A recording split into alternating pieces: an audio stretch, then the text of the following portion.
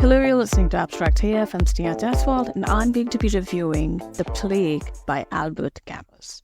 The evil that is in the world always comes of ignorance, and good intentions may do as much harm as malevolence if they lack understanding. That's a quote from the novel that I've been reading since August 22nd, 2023, and only finished it on November 4th.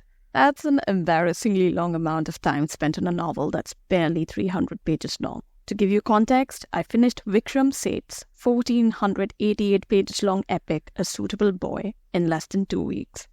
However, to be fair, The Plague has a very engrossing start and a poignant climax that evoked my emotions. But it was the content in between that was an absolute struggle to read. Set in the fictional seaside town of Oran during the 1940s, The Plague chronicles the emergence and eventual containment of a mysterious disease that engulfs the region, leading to the town's isolation from the rest of the world by the authorities.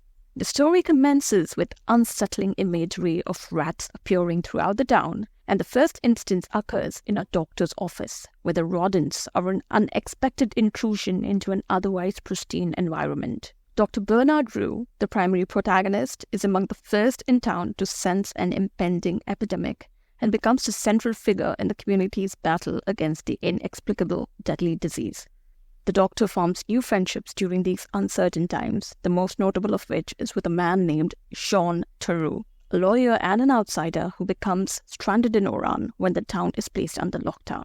Instead of lamenting his circumstances, Theroux assists Dr. Rue in combating the epidemic by contributing to sanitation efforts and volunteering to care for those affected by the new disease. Theroux's character is contrasted interestingly by another character called Raymond Lambert, a journalist who is also an outsider and finds himself trapped in the quarantine town. Throughout the novel, Lambert is determined to leave the town and reunite with his girlfriend, constantly seeking assistance from shady individuals who could help him escape.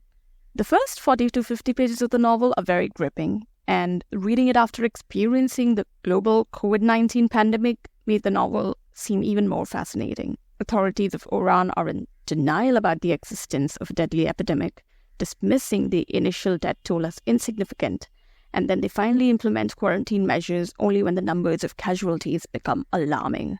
And it was initially quite amusing that a journalist like Lambert failed to find the opportunity to cover Oran's epidemic exciting. In this small town, when there are no mention of any other journalists, Lambert could have chosen to extensively cover the plague.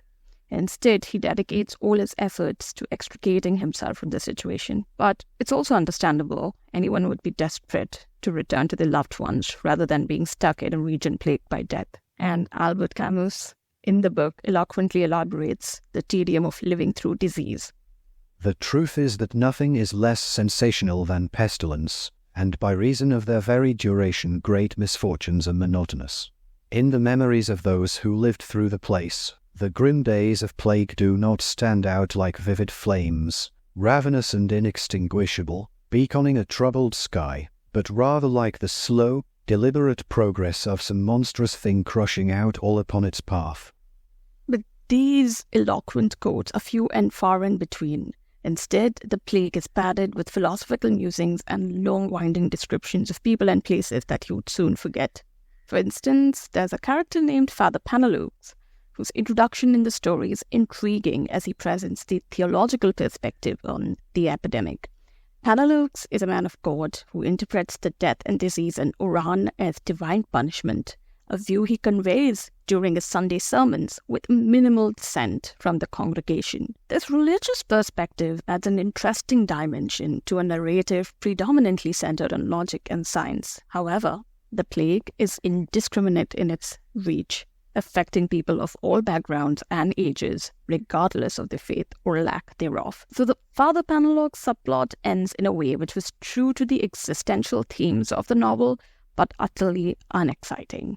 Throughout the novel, characters grapple with an existential dread, wondering if their ordeal would ever come to an end. and if the epidemic will simply consume all of them one by one. But despite the gloom and doom pervading its pages, the plague essentially manages to be about the human will to survive, despite the absurdities and uncertainties of life. Among the characters in the story, those who suffer the least are the ones who find purpose to live amidst the chaos and do not succumb to despairing desires of the heart. My main grouse with the plague lies in the absence of significant female supporting characters in the narrative. All the prominent figures in the story are men. It's somewhat surprising that in a book replete with disease, death, and suffering, the author very much deliberately excludes any female characters in active roles. Women in the plague appear solely in the fantasies or lamentations of male characters, or as weeping mothers in the background in the quarantine camps and hospitals. So Oran at times seems like a town without women, and it definitely strikes you as odd as a reader. There were days and even weeks that I simply didn't return to this novel, but once I finally finished it, I did feel a void that I haven't experienced after completing a book in a long time. The book ends on a high philosophical note about how life always goes on, no matter how nightmarish and terrifying the circumstances become. Some people will die, others will live on. That's just how life is. I know friends who would definitely enjoy reading this Camus title, and then there's me with mixed feelings. But if you like reading literary works and are fascinated by the themes of existentialism, definitely pick up The Plague by Albert Camus. It's worth the read. Well, that's all for today. Talk to you the next time.